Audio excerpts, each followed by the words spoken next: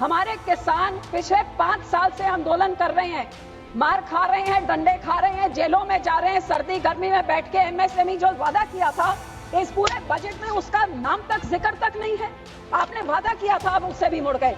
और सर, इस सरकार से मैं अश्योरेंस मांगती हूँ कि ये ट्रम्प सरकार जो यहाँ पे जोर लगा रही कि हमारा एग्रीकल्चर मार्केट खोल देना चाहिए, market should be open up, वो अपना फ्रूट, वेजिटेबल, दूध, मीट, पोल्ट्री हिंदुस्तान के बाजारों में बेचना चाहते हैं, तो हमारा गरीब किसान कहाँ जाएगा?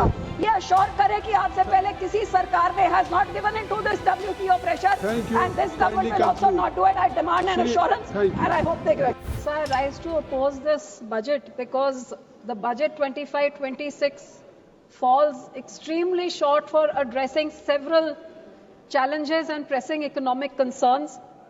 I also oppose it for the fact that in the last 10 budgets, the name of Punjab has not even been mentioned by the Honorable Finance Minister. It seems to me that Punjab does not seem to exist for them in the map of India, which is highly, I would say that it is extremely sad that a state which has contributed so much towards the nation, that state is not considered despite all the issues that is having.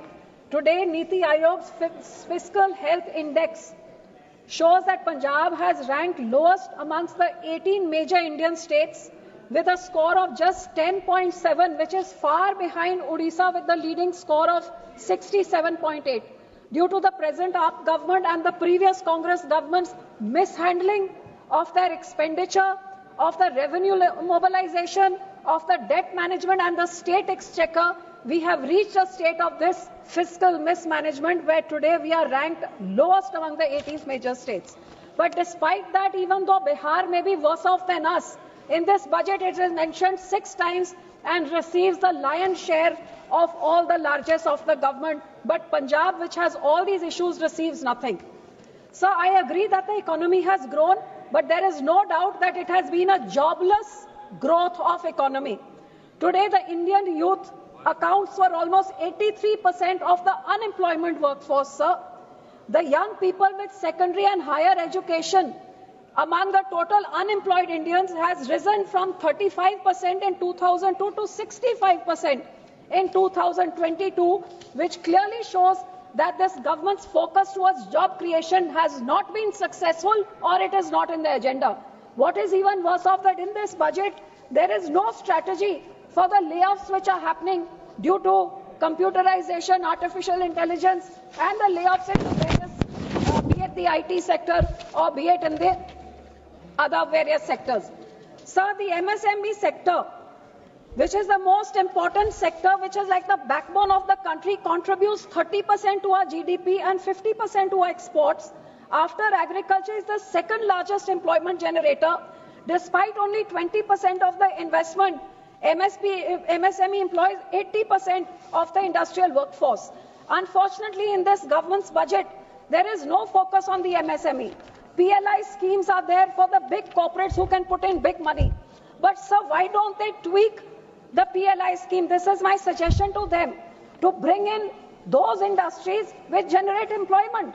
They don't have the big money like the big corporates to be able to fund it, but they actually generate employment. So why don't you extend the PLI scheme to those small industries, be it the bicycle factory of Ludhiana in my state, be it the sports good industry, be it the brass industry of Moradabad, be it any of the hand tools industry, all these small industries which generate jobs. Why is the PLI scheme not extended to them, where they can increase the revenues, increase exports, as well as provide employment? This is my suggestion to the government, sir.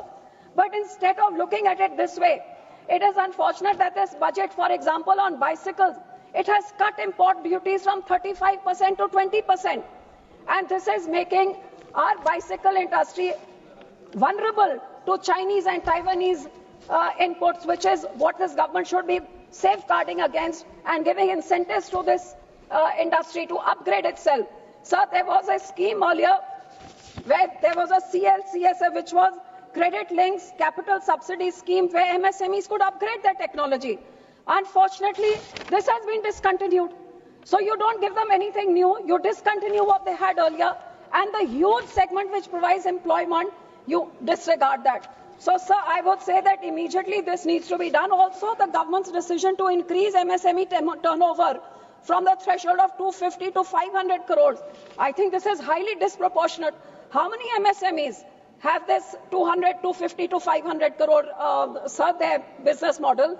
There's hardly 1% of MSMEs who will receive 95% of these benefits.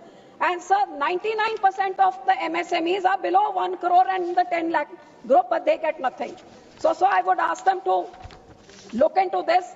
And eventually, sir, what I am extremely sad about that there was not a single mention in this budget about the MSP. हमारे किसान पिछले 5 साल से आंदोलन कर रहे हैं, मार खा रहे हैं, डंडे खा रहे हैं, जेलों में जा रहे हैं, सर्दी गर्मी में बैठ के एमएसएमई जो वादा किया था, इस पूरे बजट में उसका नाम तक जिक्र तक नहीं है। आपने वादा किया था, अब उससे भी मुड़ गए। और सर, इस सरकार से मैं अश्योरेंस मांगती हूँ कि ये ट्रंप सरकार जो यहाँ पे जोर लगा रही कि हमारा एग्रीकल्चर मार्केट खोल देना चाहिए, market should be open up, वो अपना फ्रूट, वेजिटेबल, दूध, मीट, पोल्ट्री हिंदुस्तान के बाजारों में बेचना चाहते हैं, तो हमारा गरीब किसान कहां जाएगा? ये अश्योर करे कि आज से पहले किसी सरकार ने has not given in to this WTO pressure and this government will also not do it. I demand an assurance and I hope they give it. Thank you. Shri Hibi Eden ji.